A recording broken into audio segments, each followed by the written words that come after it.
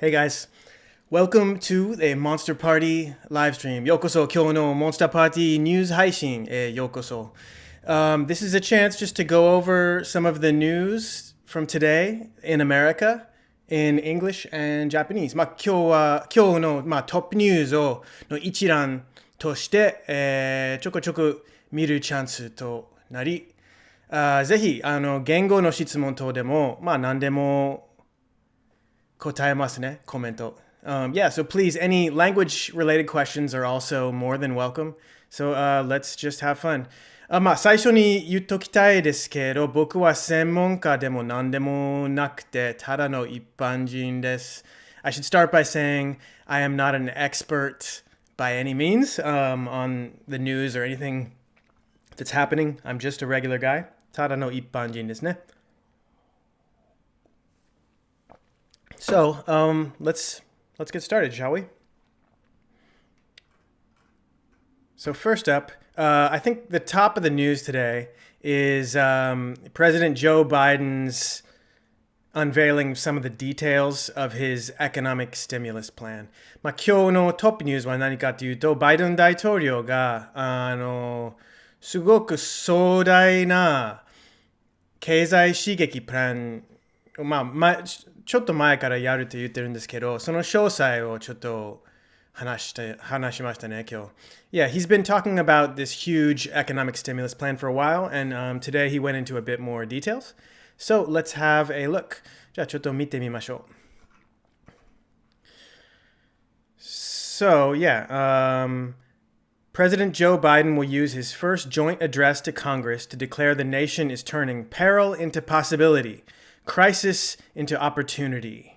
バイデン大統領は、最初の衆議への発表に、この国は、危険性を可能性に、危機をチャンスに変化するという発言をして、そして、約 1.8trillion dollar の投資ですね。That's $1.8 trillion. There are 12 zeros in a trillion dollars. トリリオンはどれぐらい大きいかというと、12個のゼロですね。12 zeros in a trillion. で、この、衝撃的な額で何をするかというと、it's an investment in children, families, and education that would fundamentally transform roles the government plays in American life. この投資はどこに行くかというと、子供、家族、教育。で、これによって、アメリカの生活での、政府の役割が基本的に変わる。fundamentally transform. もう基本的なところで変化します。Biden is marking his first 100 days in office as the nation emerges from a confluence of crises, making his case Wednesday night before a pared-down gathering of mask-wearing legislators because of coronavirus restrictions. バイデン氏は大統領になってからの100日目を記念にこういう主義への発表しますね。で、これちょうどこの国が危機の組み合わせから出始めているところですね。その危機の組み合わせは何かというと、So the confluence of crises, 危機の組み合わせは、もちろんコロナ禍は一つですね。Of course, the coronavirus and also the racial justice movement that concluded with the trial of Derek Chauvin last week. それに人種差別への正義の、デモやムーブメント、Black Lives Matter などの動きが、先週の、デレク・ショーヴィンの裁判の決断で解決しました。So that is the basic overline. Let's see what he is doing specifically. Right. So this is, I guess, an important point. Seizing an opportunity born of calamity, Biden has embraced momentous action over incremental change. まあ、このなんていう災いから生まれたチャンスをつかんで、バイデン大統領は、大きな壮大なアクションを選んでるね。少しずつの変化よりも大きいことをやろうとしてる。まあ、$1.8 trillion, that's big, right? 大きいですよね。The Democratic president's strategy is to sidestep the polarization and make his appeal directly to voters. この民主党の大統領の作戦は何かというと、右派と左派の間にあるなんていうこのすごいだんだん広くなってきているギャップ、差をかわして直接投票者にアピールする。直接市民たち、アメリカ人たちにアピールするということですね。So, his primetime speech will underscore a trio of central campaign promises: to manage the deadly pandemic, to turn down the tension in Washington in the aftermath of the insurrection, and to restore faith in government as an effective force for good. Yeah, so, prime time というは何かっていうと、夕方7時ですね。8時とか、なんか一番視聴率が高いテレビタイムがプライムタイムっていうんですね。で、このプライムタイム発表は、彼のキャンペーン約束の3つを、なんていう、3つに、ハテナマークつける。It's gonna underscore them. これを指さすですね。まずは、to manage the deadly pandemic。この、相当危険なコロナ禍の管理。To turn down the tension in Washington in the aftermath of the insurrection. ワシントン、都でのテンションを下げることですね。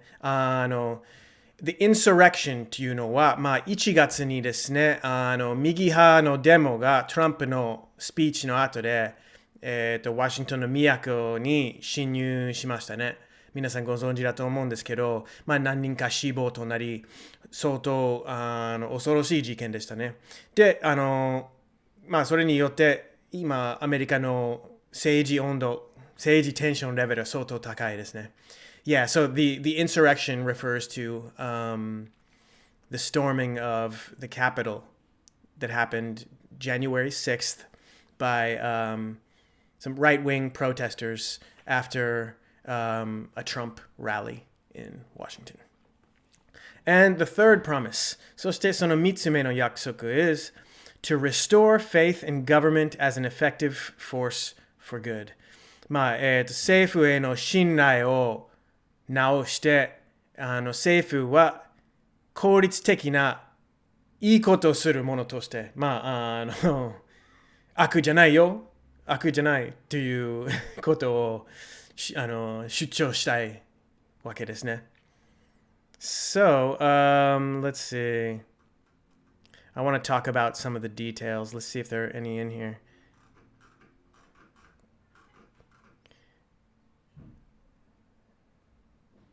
Right. So, sorry, I'm just having trouble finding it. 見つからない。So, I know a few of them. Among the things listed, first, he talked about universal childcare. 今日出た一つ目は、ユニバーサル幼稚園っていうか、子供のケアですね。多分、子供を持ってる家族には支援を与えて、みんな、幼稚園に行かせるようにすることですね。で、そして、2年間短期大学への学費を無料とするということですね。誰でも2年の短期大学行けるようにするということですね。で、そしてもちろんコロナの、救援. So he, of course, also the Corona relief package, which has more stimulus checks for everybody in America. みんなに直接お金の寄付っていうか、チェックを来るのも入ってますね。And yeah, so right now, we're talking about direct payments of $1,400 to more than 160 million households. 160ミリオン家庭以上に、直接の、一人で$1,400のチェックを発送しているということですね。Yeah. So that is the basics of this. He's spending a lot of money, and he's hoping that it pays off big. その中で、あとは、道路の修理、橋の修理とか、そういうインフラストラクチャー系の修理も多く入ってますね。そして、世界温暖化への対策も入ってますね。So of course there's some big infrastructure projects like repairing roads and bridges, and also some big initiatives to grapple with climate change.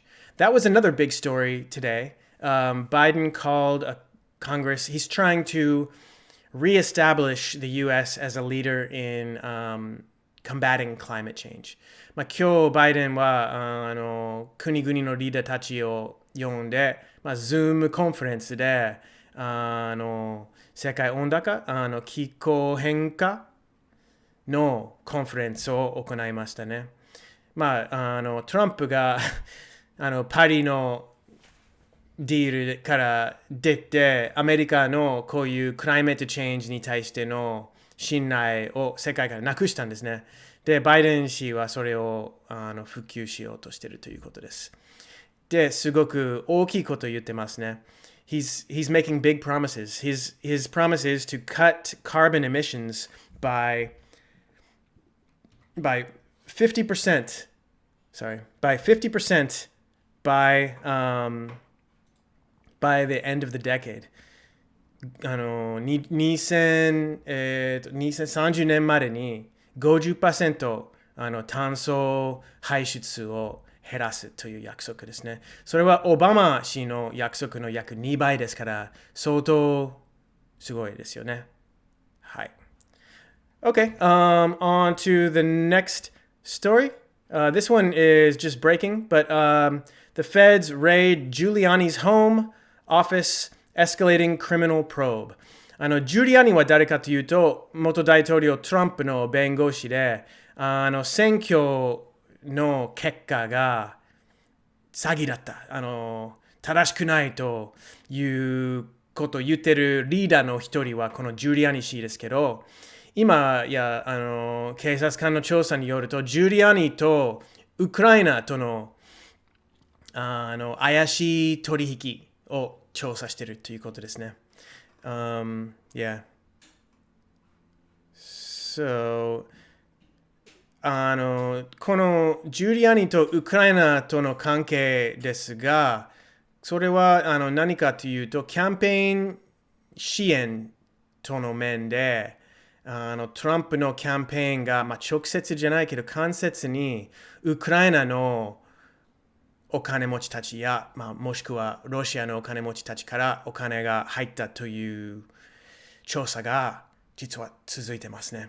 Yeah, so the Giuliani's dealings with Ukraine relate to campaign donations made by a couple of wealthy Russian investors in a political action committee in 2018.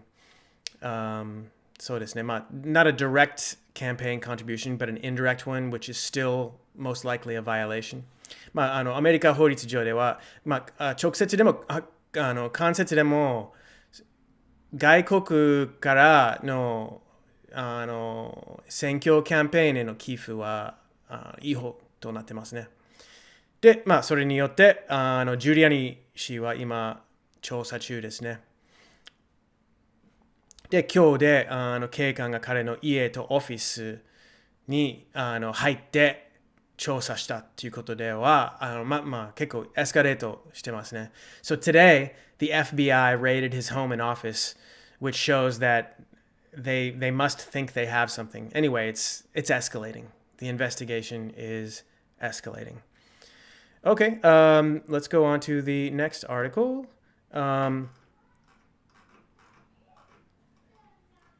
U.S. Navy fires warning shots in a new tense encounter with Iran.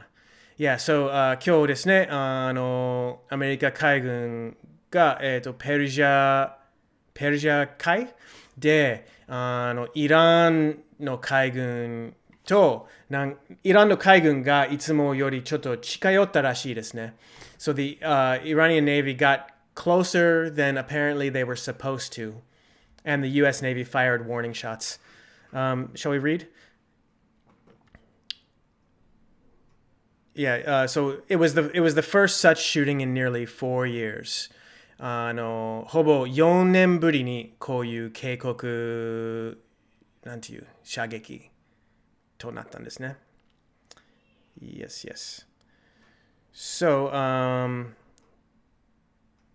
this, この背景にですね、the background behind this and why it matters now is so President Trump pulled out of the Iran nuclear deal, right? トランプ氏がイランとのなんていう原子開発の取引からアメリカを出したんですね。なしにした。それによりイランの原子プログラムが武器作れるようにならないようにしてたんですね。で、その代わりに、イランに支援与えるという取引だと思うんですけど、So, Trump pulled out of that deal, and since then, tensions have been escalating. Also, I think it was last week that Israel destroyed an Iranian nuclear facility. I think maybe their main nuclear facility. で、ちょうど先週ですね、イスラエルがイランの主な原子開発研究所を爆弾によって破壊しました。So, now tensions are very high between, of course, Israel and Iran, but also more and more Iran and the US as well. All right, and the last big story of today. これは特にアメリカには関係ないんですが、世界中のみんなに関係あることだから、一言ね、ちょっと話したいと思いました。India grieves 200,000 dead with many more probably uncounted. コロナ禍によってインドが、20万人死亡が確認ですね。で、数えられてない額の方がずっと多い。なんか10倍ぐらいでもあり得るとは僕は聞きましたね。I've heard that it could be as much as 10 times more. Yeah. Just testing that. Okay.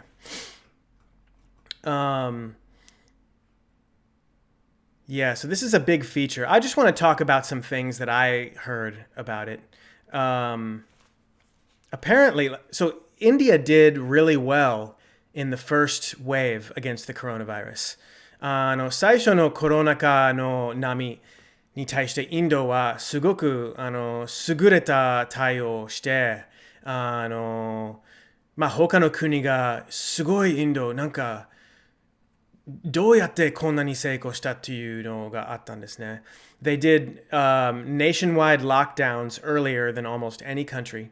他の国よりも、ほとんどの国より、どこの国でもより早くロックダウン隔離をして、で、それにより、あまりコロナ禍にやられなかったですね、今年の冬。So because of that, they weren't heavily affected by the coronavirus over the winter. But now, since then, it seems that they let down their guard. どうやらそこから油断したみたいですね。So recently there have been huge gatherings, massive Hindu pilgrimages. 最近はですね、大きい政治的なキャンペーンイベントや宗教的な集まりによってすごく大人数が集まって、でそれによってこの第2波コロナ禍が広まったという説がありますね。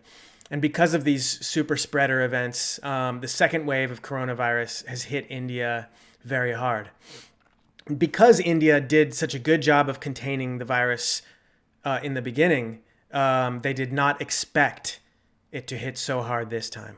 まあ最初のコロナ禍ではインドはあまりにもいい対策をしたからこそ、インド人はこういう今の現在のコロナ禍の速さ、ひどさに全然用意してなかったですね。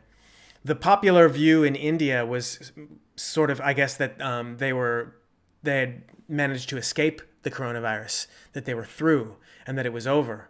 And also, インドでの一般的なビューはもうコロナ禍が終わったという意識でしたね。And also, the first lockdown hit India's economy incredibly hard. そして最初の隔離はインドの経済に非常に大きく衝撃しましたね。大きくダメージを与えました。So, India really did not want to do another lockdown. それによって、インド人はすごくもう一回隔離するのはやりたくなかったということもあるって聞きましたね。So yeah, I've heard that attitudes to do a second lockdown were slow, and because of that reason. Also, apparently the government was sending mixed messages.